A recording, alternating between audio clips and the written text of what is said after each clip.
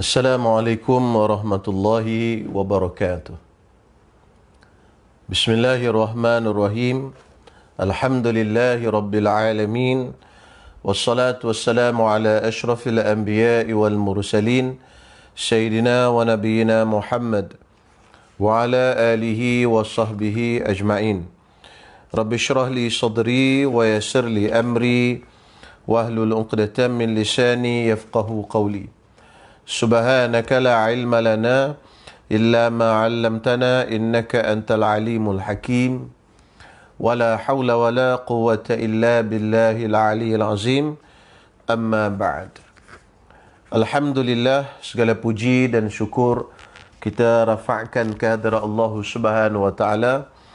Pada malam ni dengan limpah kurnia Allah Subhanahu wa taala kita dapat bertemu sekali lagi untuk minggu yang seterusnya ini, untuk kita sama-sama membincangkan mengenai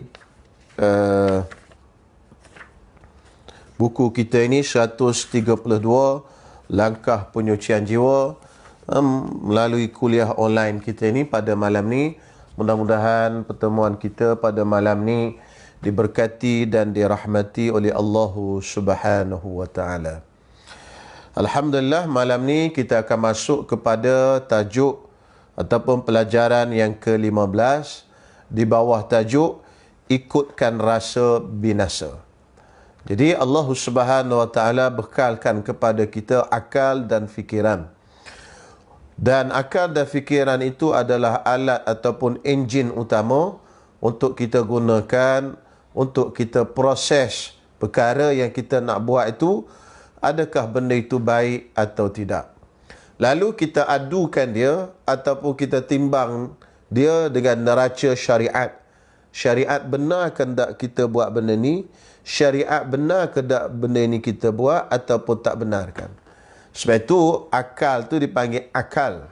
Akal tu maksudnya bahasa Arab ain, qaf, lam, maksudnya pengikat.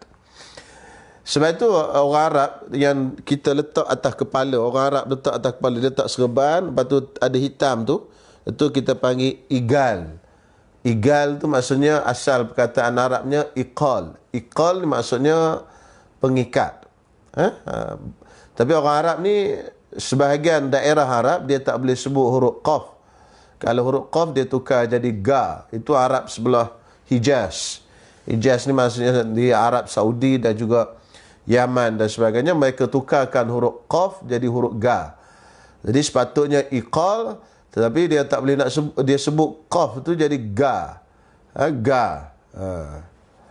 Jadi Rabbana atina fid dunya hasanah wa fil akhirati hasanah wa qina. Wa qina, dia tak kata waqina. Kalau Arab Mesir, dia huruf jim dia tak boleh sebut, dia jadi huruf ga. Kalau rajulun dia jadi ragul, ragulun, gitu. Jadi ada beberapa bahasa yang Arab ni ikut dialek tempatan, jadi dia ubah. Jadi iqal asalnya jadi igal. Itu kita panggil igal. Igal tu letak atas kepala tu. Kenapa dipanggil igal? Sebab ejaan asal dia alif, ain, qaf, alif, lam. Iqal, iaitu pengikat. Kerana yang diletakkan di atas kepala orang Arab tu asalnya adalah pengikat lutut unta. Orang Arab dulu, bila dia berjalan, dia naik unta, sampai kat tengah padang pasir, dia berhenti, takut unta tu lari, dia ambil pengikat dan ikat lutut unta tu. Dia buat masuk ke situ, unta duduk, jadi unta tak boleh nak bangun lah, ikat di situ. Dia tak boleh bangun berdiri. Bila dah lepas apa semua, selesai dah hajat mereka, nak bergerak, mereka pun cabut pengikat tu tadi dan unta bangun dan letak atas kepala. Jadi menjadi pakaian tradisi Arab. Arab di sebelah Hijaz ni, mereka letakkan igal tu atas kepala. Akhirnya igal tu menjadi pakaian tradisi bangsa Arab, khususnya Arab Saudi. Jadi kenapa dipanggil igal? Kerana pengikat. Jadi kalimah akal, ain qaf lam, akal tu maksudnya pengikat. Jadi dia mengikat kita, seorang yang mempunyai akal, dia mengikat daripada melakukan perkara-perkara yang buruk, perkara-perkara yang tak baik, perkara-perkara yang haram, dengan ditimbang dengan neraca syariat. Sebab itulah tajuk yang kita nak bincang ni, tajuknya bagus, iaitu ikutkan rasa binasa. Ikutkan rasa binasa. Kita tak boleh ikut rasa, kita kena berfikir, berpandu kepada akal dan ditimbang dengan neraca syariat. Baik, kita baca tuan-tuan semua. Orang yang tidak tahan dengan kelakuan manusia yang melukakan hati, kematian akan datang kepadanya dalam keadaan hatinya dengan penuh dengan noda. Okey? Orang yang tidak tahan dengan kelakuan manusia yang melukakan hati, kematian akan datang kepadanya dalam keadaan hatinya penuh noda. Apa maksud dia? Kalau kita tak boleh tahan dengan kelakuan manusia yang menyakitkan hati kita, nescaya kita mati dalam keadaan tak tenang, mati dalam keadaan sentiasa gelisah, sentiasa tak tenteram. Sebab apa? Sebab kita tak akan selesai daripada masalah dengan manusia sampailah kepada nafas kita yang terakhir. Kita tak usah tengok orang lain lah tuan-tuan semua. Tengok Nabi SAW je.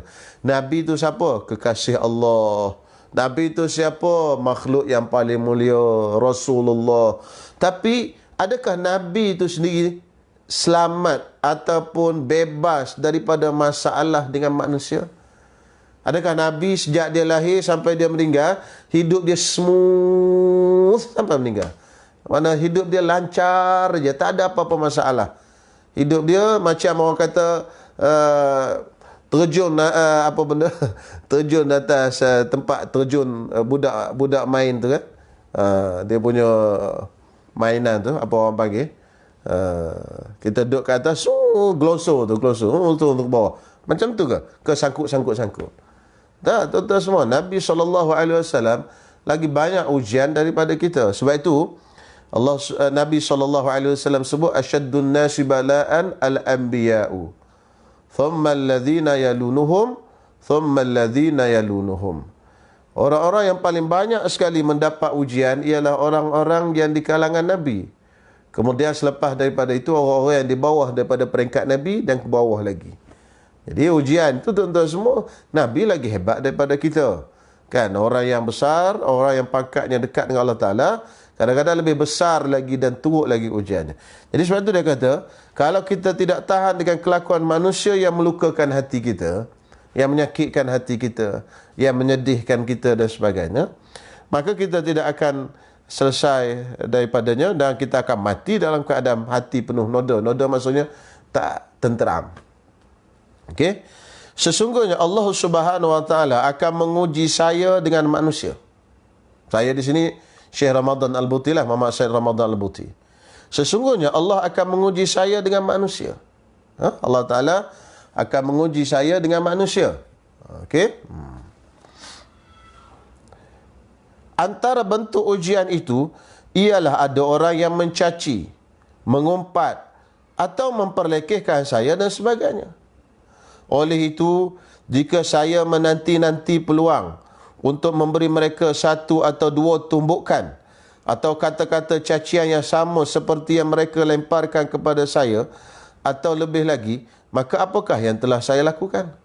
Kalau saya duduk tunggu, kata dia, kalau aku duduk tunggu waktu untuk balas cacian manusia, herdikan manusia, umpatan manusia kepada kita, apa yang aku telah lakukan, kata dia. Sebab apa? Sebab kalau kita duk tunggu-tunggu waktu, kita sama macam dia lah, tak tenteram lah maksudnya. Tunggu je waktu nak cari peluang, nak balas balik. Kan? Itu dia kata akan mati dalam keadaan tak tenteram, penuh dengan masalah. Sebab tu kita biarkan benda tu. Satu orang sufi, dia ada kaedah dia panggil wahdatus syuhud. Apa makna wahdatus syuhud? Wahdatus syuhud tu melihat sesuatu semua. Syuhud mana dia memandang. Syuhud. Syahid mana saksi. Apa yang dia saksikan di alam ini, dia tidak nampak benda lain melainkan nampak itu adalah perbuatan Allah Subhanahu Wa Taala. Itu tuan-tuan semua. Payah tu. Apa yang berlaku di alam ini, dia tidak nampak benda itu melainkan hanyalah zahir dan nyata daripada perbuatan Allah Subhanahu Wa Taala. Namanya itu wahdatus syuhud. Itu istilah. Istilah dipanggil nama wahdatus syuhud. Jadi orang-orang sufi, orang-orang tasawuf, sebab itu mereka hidup mereka bukan tak ada masalah, tetapi cara mereka menghadapi masalah itu berbeza, tuan-tuan semua. Bukan sufi itu memakai baju yang koyak rabak, memakai baju yang buruk-buruk, pakai pakaian yang kerah-kerah, memakan makanan yang murah-murah. Itu yang disebut oleh syair. Dulu saya hafal syair itu, laisa sufi man labisa sufu yarquhu. Bukan orang sufi itu orang yang memakai baju yang koyak rabak, yang bertampar-tampar. Wa innamas sufiyu man safa qalbuhu. Tetapi ahli sufi itu ialah orang yang bersih hatinya. Walaupun baju dia tak koyak rabak. Itu yang penting. Kalau kita rasa kita ahli sufi, kita nak belajar jalanan ilmu tasawuf, kan? Kita nak duduk di atas jalan tasawuf, mana itulah yang patut kita buat. Itu bersihkan hati. Jangan kita duduk fikir mencari nak waktu nak balas pada orang. Sebab apa? Tak usah duduk risau, tuan-tuan semua. Orang yang buat jahat kat kita, Allah Ta'ala Maha Adil, Allah Ta'ala akan balas kat dia. Allah Ta'ala akan balas kat dia. Kalau tak balas di dunia, balas di akhirat. Saya telah menyediakan diri untuk berada dalam seksaan yang pasti setelah kematian datang menyemput. Kalau saya duk tunggu waktu, kata dia, nak balas balik, makna saya telah meletakkan diri saya dalam satu keseksaan. Seksa, tuan-tuan semua. Kan? Dendam ni seksa, tuan-tuan. Dendam lah tuan-tuan panggil. Duk tunggu je waktu nak balas balik. Kan? Duk tunggu je waktu bila dia akan sengsara. Kan? Lambatlah kawan nak bankrupt. Kalau bankrupt aku nak tepuk tangan kuat-kuat. Jadi seolah-olah hati dia ni duk fikir benda tu je. Kan sengsara. Kok dialah kita serah pada Allah Ta'ala. Sebab apa yang berlaku itu datang daripada Allah Subhanahu Wa Ta'ala. Tengok ulama-ulama kan. Contoh kita ambil saya tengok nama apa ulama tu. Ambil kisah Abu Hanifah lah, senang. Abu Hanifah, tuan-tuan semua, bila dia baca-baca buku tengah malam, dia baca-baca buku, dia tak faham. Dia baca, dia tak faham. Apa dia buat? Dia ambil semayang, dia ada semayang, dan dia bertobat. Dia bertobat pada Allah Subhanahu Wa Taala. Apa dia kata? Ini adalah berpunca daripada dosa aku. Berpunca daripada dosa aku. Menyebabkan aku payah nak faham. Jadi maknanya dia sentiasa memandang kepada dirinya sendiri. Oleh yang demikian, menahan diri daripada membalas kejahatan orang sebenarnya lebih mudah untuk saya tanggung berbanding sesaan tersebut. Kan? Maknanya, dia kata sebenarnya menahan diri daripada balas dendam ke orang tu lebih senang sebenarnya dibandingkan dengan kita duk tunggu nak balas orang. Duk tunggu nak balas ke orang. Duk tunggu nak balas ke orang. Kerana duk tunggu nak balas orang tu, kita meletakkan diri di dalam penyeksaan. Tuan-tuan, orang berdendam ni tak seksa, tuan-tuan. Dia tunggu je. Bilalah ada peluang. Bilalah ada peluang. Bilalah ada peluang. Akhirnya hidup dia sengsara. Hidup dia duka cita.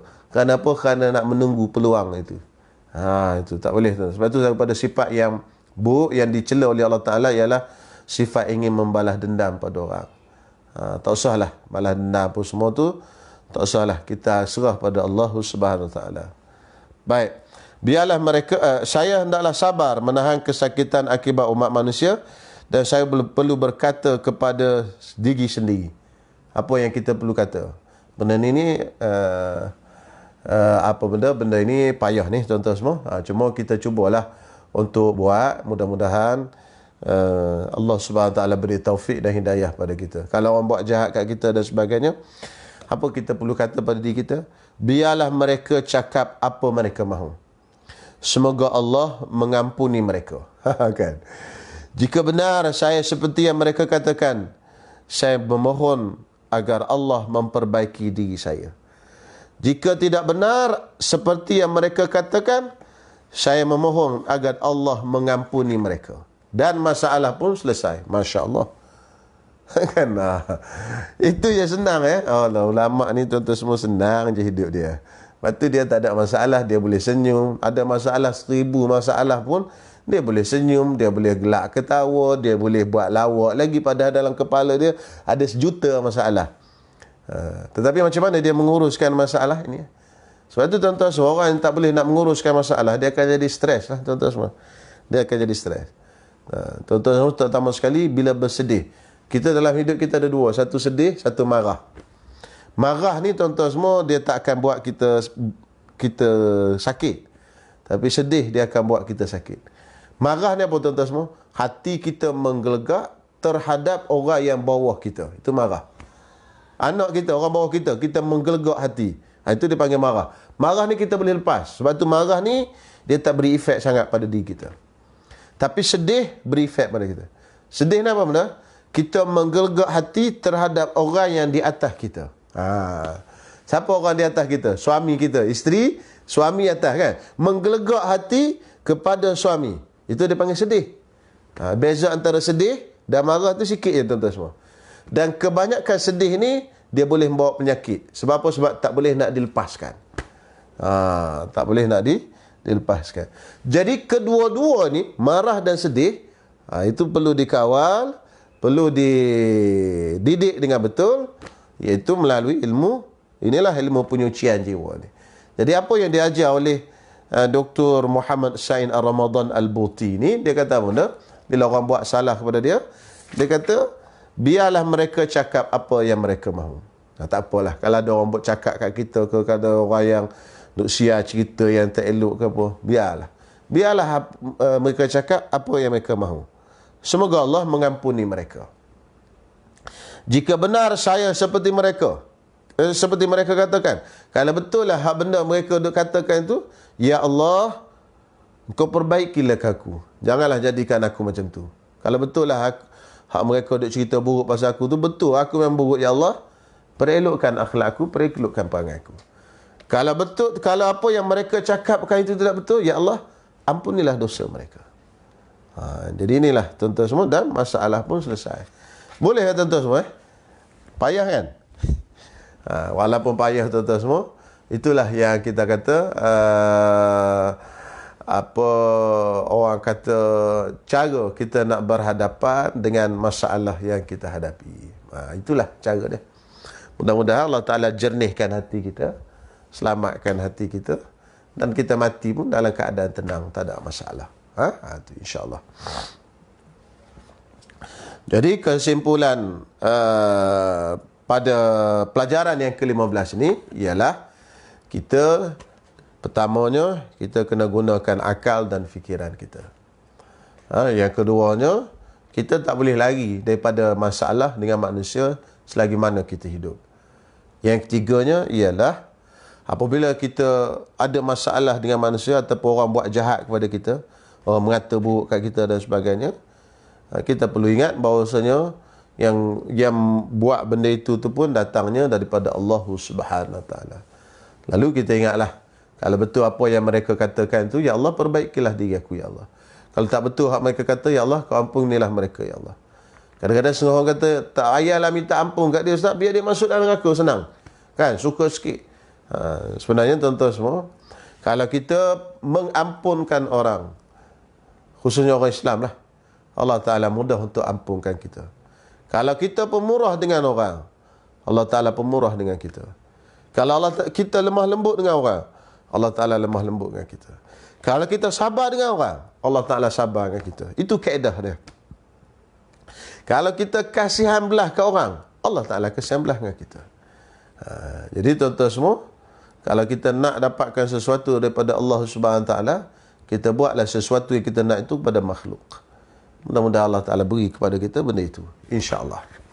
Baik, habis tuan-tuan semua, kita masuk pula ke pelajaran yang ke-16. Bismillahirrahmanirrahim. Pelajaran yang ke-16, Pendek je ni. Garis panduan berkawan dengan orang yang menyeleweng.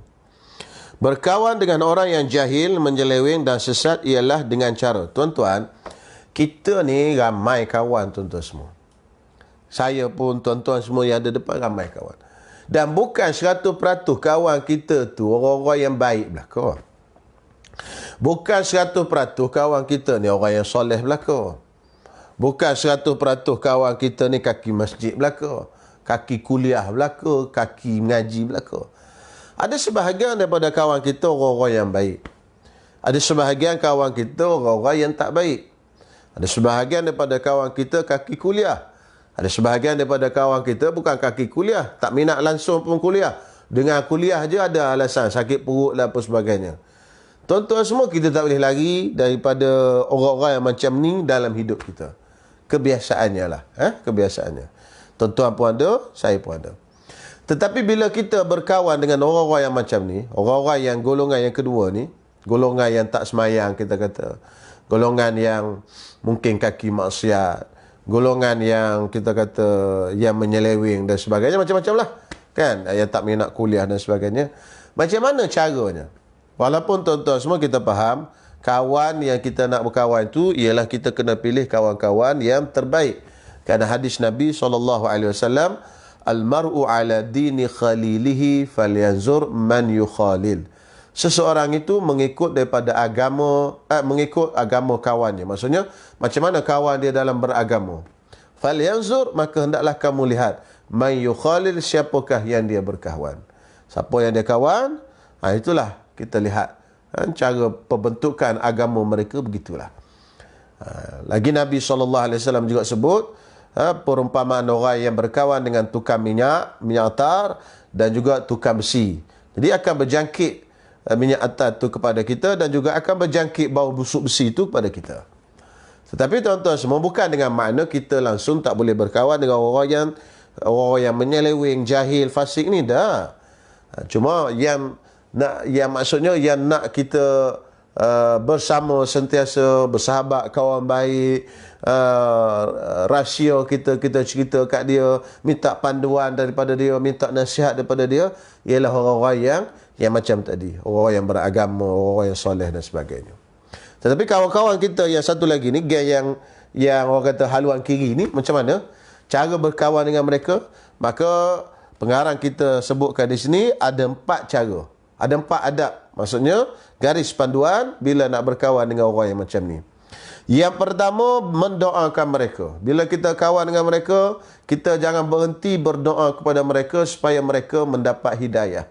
Sebab apa tuan-tuan semua? Sebab Nabi SAW sebut, la yu'minu ahadukum hatta yuhibba li akhihi ma yuhibbu li nafsihi. Tidak akan beriman salah seorang kamu sehingga kamu mencintai ataupun menyukai apa yang ada pada diri kamu, ada juga pada siapa? Pada saudara kamu. Kalau kita suka kita ni ahli syurga, kita suka juga kawan kita ni masuk syurga. Kalau kita nak kita ni orang yang soleh, kita suka juga kawan kita jadi orang yang soleh. Jadi maknanya antara bentuk supaya mereka ni yang menyeleweng ni jadi soleh ialah kita berdoa kepada dia. Ya Allah, malam-malam bangun tengah malam, tuan-tuan semua kita minta pada Allah Subhanahu Wa Taala, ya Allah, kawan aku namun si fulan bin si fulan, ya Allah, belum kau beri hidayah lagi, ya Allah, kau berilah hidayah kepadanya, ya Allah, supaya dia semayang, supaya dia puasa, supaya dia jauhi maksiat dan sebagainya. Kita doa kepada Allah Ta'ala malam-malam dengan doa yang khusus, lagi bagus. Jadi kita pun soal, Allah Ustaz, rugi ya kita bangun tengah malam mengantuk-antuk doa ke orang. Jangan risau berdoa kepada orang. Sebab apa tuan-tuan semua? Sebab apa? Sebab kalau kita berdoa ke orang, ada satu malaikat yang duduk di dekat dengan kita yang akan mengaminkan doa, dan malaikat itu akan jawab macam ni, walaka bimislin, bagi engkau pun benda yang sama. Tu. Sebab tu jangan takut nak berdoa untuk orang. Sebab doa, bila kita doa ke orang, malaikat tolong doa yang sama untuk kita. Jadi lagi bagus. Kan kita doa, ya Allah, si fulan bin si fulan sahabat aku ni, ya Allah, kau tetapkanlah dia dalam semayang, ya Allah.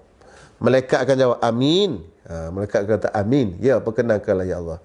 walaka bimislin, dan bagi engkau pun macam tu juga. Malaikat kata engkau pun macam tu. Mana kita pun dapat doa tetap semayang. Ya Allah, si fulan bin si fulan ni kawan aku ni, Allah, belum berada di atas jalan yang lurus, kau tetapkanlah jalan lurus ya Allah. Malaikat berkata amin walaka bimisli, ya, dan bagi engkau pun juga sama. Jadi tuan-tuan jangan takut, jangan kita rasa kedekut dengan doa kita. Akan ada malaikat yang bersedia menunggu kita untuk berdoa untuk kita. Yang pertama. Yang kedua, menaruh belah kesian. Kena kesian kat dia. Jangan kita anggap dia ni dah kaki tak semayang, kita pun lantak kau lah, masuk neraka kau ni, kan. Tak ada harapan betul lah nak masuk syurga. Kena rasa kesian kat dia. Sebagaimana kita rasa kesian kalau orang yang sedang dipukul orang dan sebagainya, dan kita rasa juga kesian kat dia. Sebab apa? Dia akan dipukul oleh malaikat dalam kubur nanti dengan maksiat yang dia buat itu. Walaupun kita tahu, kita pun tak pasti lagi macam mana. Cuma untuk waktu sekarang ni, kita duduk di atas jalan Siratul Mustaqim, jalan yang lurus, jalan yang hidayah dan sebagainya. Kita kena rasa kesian pada diri dia. Okey? Baik. Yang ketiga, berlemah lembut dengan mereka.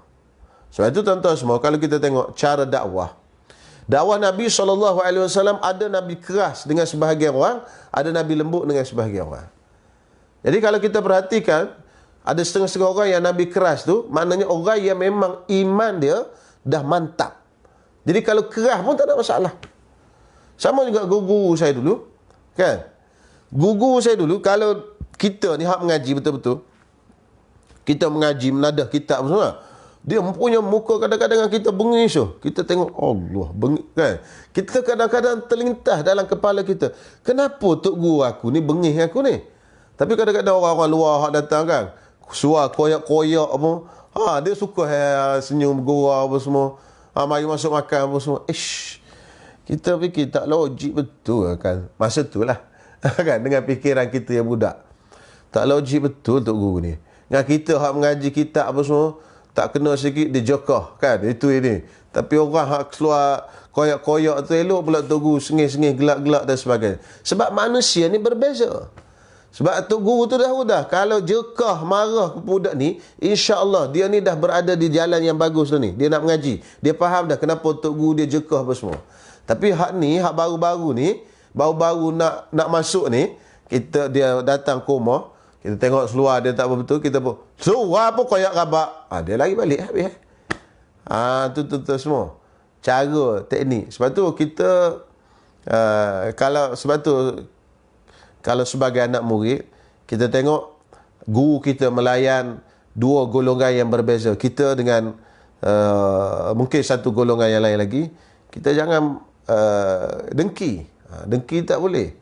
Kan, kita kata Allah, ngaku ni jokah-jokah aja.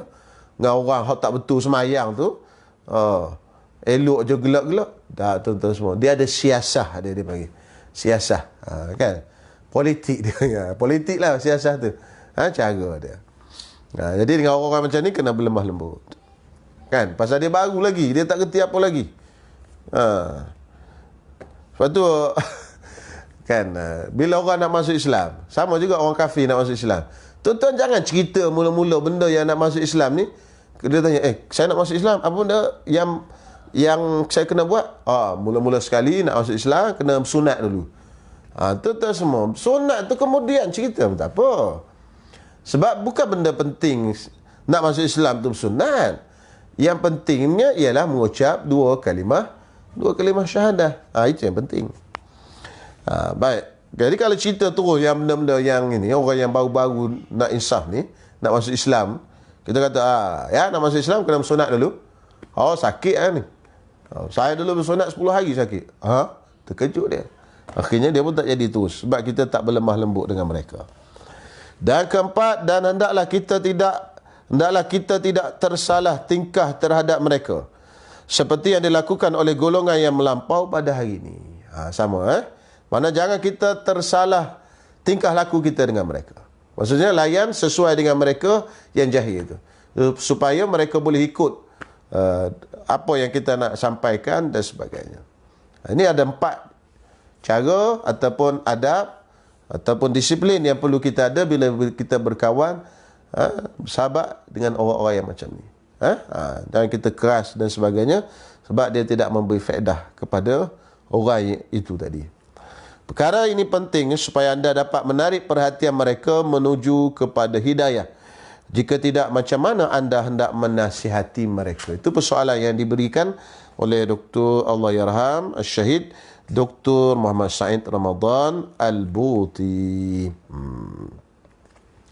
Jadi kesimpulan daripada pelajaran yang ke-16 ialah, tuan-tuan semua, kita bila berkawan dengan orang-orang yang kurang, yang jahil ni, yang tak soleh ni dan sebagainya, ada adab yang khusus, ada cara tata susila yang penting, yang khusus, iaitu antaranya ialah kita kena layan dia sesuai dengan cara dia.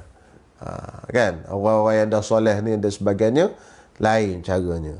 Gitu. Tetapi kita kena faham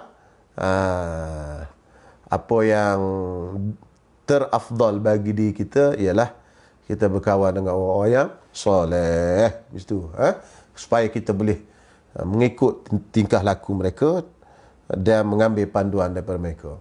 Jadi tujuan berkawan dengan orang-orang yang tak baik tadi itu ialah supaya kita boleh berdakwah kepada mereka. Okey, baik. InsyaAllah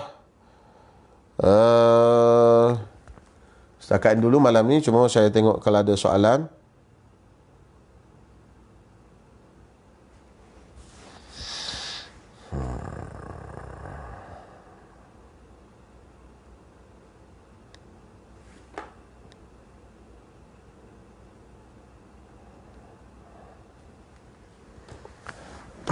Bismillah. Terima kasih.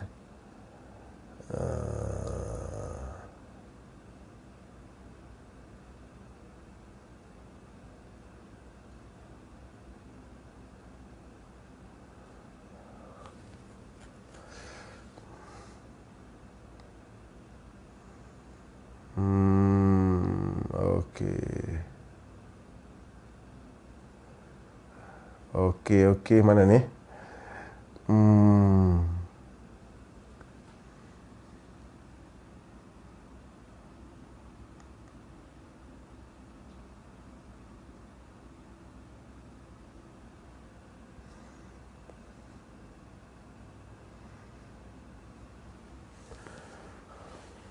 Ada yang mengatakan tempat limpahan kurniaan ilahi di hati, tempat tilik Allah Ta'ala juga di hati. Ada juga yang mengatakan ilmu rasa.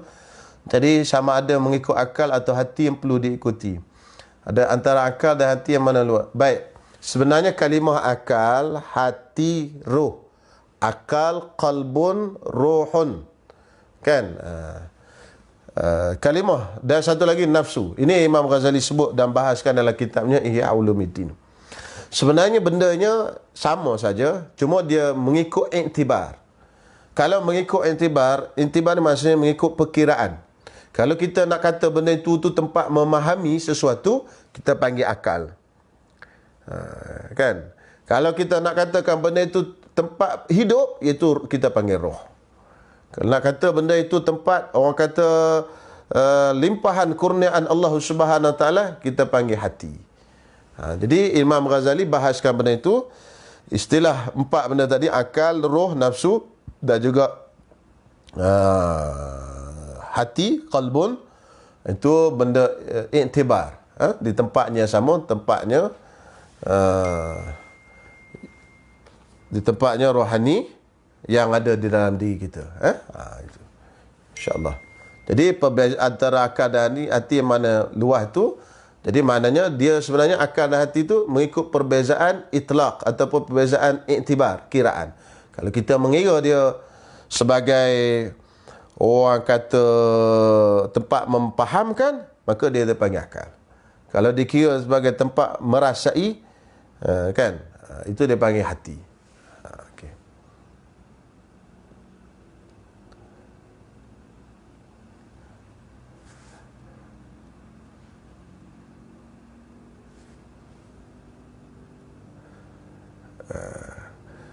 Dr. Azlina, untuk kawan-kawan yang menyeleweng ini, adakah perlu kita menegur perbuatan yang silap tu? Atau sekadar berbuat yang dianjurkan dalam bab 16 itu. Mungkin ditakuti mereka akan menjauhi diri dari kita bila ditegur. Ya tuan-tuan semua, kita kena tengok keadaan lah. Kita nak tegur orang ni. Kalau kita tegur dia, dia akan lebih menjauh dan tidak mendapat manfaat daripada kita. Kita bertahan dulu. Tapi biarlah kita tu kebal. Jangan kita bertahan, lama-lama kita ikut dia. Kita kena yakin dulu kita ni kebal. Maksudnya kita tak terikut dengan dia. Kalau kita jadi nak terikut dengan dia, kita berhenti dan kita boleh memutuskan dan boleh memulaukan, itu tak ada masalah. Memang ada dalam kisah sirah Nabi pun sendiri ada kes Nabi pulaukan sahabat yang 3 orang yang terlewat daripada pergi ke perang Tabuk. Tetapi isu sekarang ni, isu kita nak berdakwah kepada dia. Jadi metod ataupun cara berdakwah ni tengok keadaan masing-masing. Kalau orang tu kita rasa dia boleh menerima apa yang kita sampaikan, kan, kita boleh tegur dia, ni rasa dah boleh terima ni kot. Kita tahulah. Kan, macam kita dengan anak kita lah. Kita lahirkan anak kita daripada bayi. Lepas pada bayi tu kita bagi susu. Dah lama dah kita duduk dengan dia. Ni dah rasa dah boleh makan nasi ni. Kita dah kenal lah pasal kita dah lama. Kawan kita tu dah lama kita kenal. Kita rasa ni dah boleh tegur ni kot. Dah boleh masuk ni aku dengan dia ni kau. Kan. Jadi kalau dah boleh tegur, tegurlah. Kalau masih belum lagi, diamalkan dulu yang 4 ni dulu. Jadi berterusan, mudah-mudahan suatu hari nanti dia akan terbuka hati dan mau mengikut apa yang kita nak dakwah kepada dia dan yang lain-lain lagi. Itu. Jadi ibarat tadilah, ibarat anak kita tadi yang kita lahirkan, kita hanya tahu masa yang sesuai untuk kita menegur. Kitalah yang tahu masa sesuai untuk memberi nasi, bubur lagi, kan. Masa sesuai boleh bagi nasi dah ke? Sesuai boleh bagi chicken chop, lamb chop dan sebagainya, kan. Itulah. Okey, seterusnya salam Ustaz macam mana ni?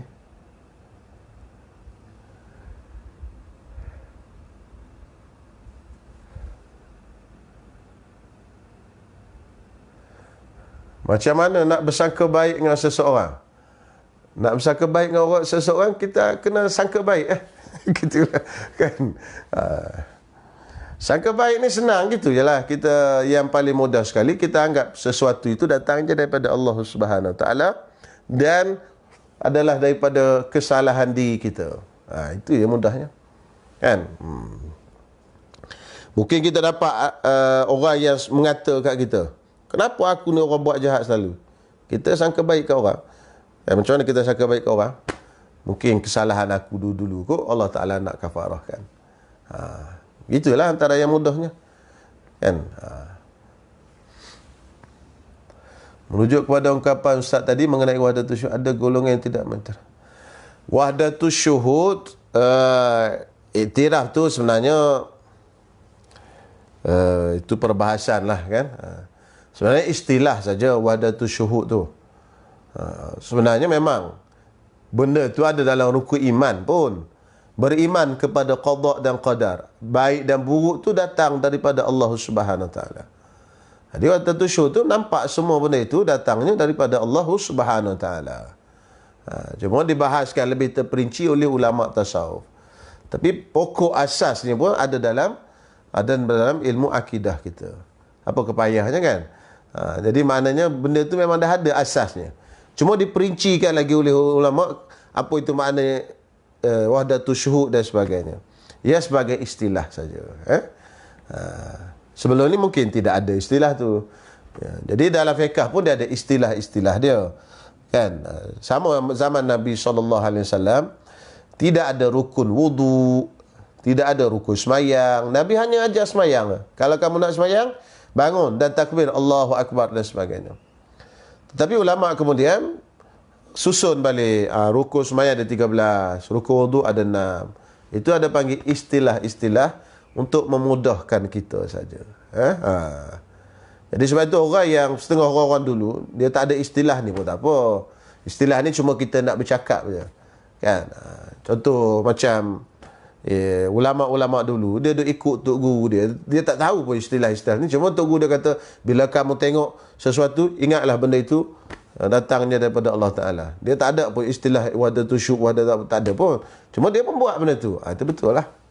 Sama juga sebelum ilmu tajwid itu dibukukan. Kan? Jadi tak ada nama ikhfa, tak ada nama izhar, tak ada nama, tapi bacanya betul. Tak ada masalah. Jadi nak yang penting ni betul tu. Nama tak apa. Macam orang baca Quran kan, dengun wa man ya'mal misqa faman ya'mal misqa apa hukum itu? Tak tahu saya. Betul, kenapa awak baca faman terus masuk tu? Tak tahulah. Tok guru saya dulu ajar, bila nun mati berjumpa dengan huruf ya ni kena masukkan terus. Faman tapi tanya apa hukumnya, dia tak disebut. Tapi bagi orang yang mempelajari lebih tinggi lagi dengan istilah-istilahnya, ini nama dia dipanggil idgham ma'al ghunnah. Gitu. Jadi tak boleh sebut idgham ke apa, tak kisah. Orang tua-tua dulu dia tak boleh nak sebut tu. Tapi dia baca betul. Itulah ibaratnya istilah ni. Wadatul syuhud dan sebagainya itu hanya istilah saja. Okey, insya-Allah lah tuan-tuan semua, setakat ini dulu malam ni. Kita sambung malam besok dengan pembahasan pelajaran yang ke-17, memakai pakaian-pakaian lama. Kemudian berdamai dengan Allah dalam sekelip mata. Macam mana nak berdamai dengan Allah? Istilah dia berdamai dengan Allah. Ini juga pendidikan hatilah. Sebab tu pelajaran kita ni berkaitan dengan hati, penyucian jiwa. Macam mana bila kita hadapi masalah dalam dunia ni, kita nak berdamai dengan takdir Allah Subhanahu wa ta'ala. InsyaAllah. Sebab kita tak boleh lari tuan-tuan semua daripada diri kita yang bermasalah ini. Tuan-tuan tengok saya ni pun, tuan-tuan jangan kata ustaz, tak ada masalah, dia relax je, tak ada masalah. Saya pun banyak ke masalah tuan-tuan semua. Cuma kita cuba untuk menangani masalah itu. Okey, baik. InsyaAllah jumpa malam esok insyaAllah. Bismillahirrahmanirrahim. Alhamdulillahirabbil alamin. Wassalatu wassalamu ala asyrafil anbiya'i wal mursalin wa ala alihi wa sahbihi ajma'in. Rabbana taqabbal minna innaka antas samiul alim wa tub alaina innaka antat tawwabur rahim. Rabbana atina fid dunya hasanah wa fil akhirati hasanah wa qina adzaban nar. Wa sallallahu ala sayyidina Muhammad wa ala alihi wa sahbihi wasallam. Walhamdulillahi rabbil alamin. Taqabbalallahu minkum. Assalamualaikum warahmatullahi wabarakatuh.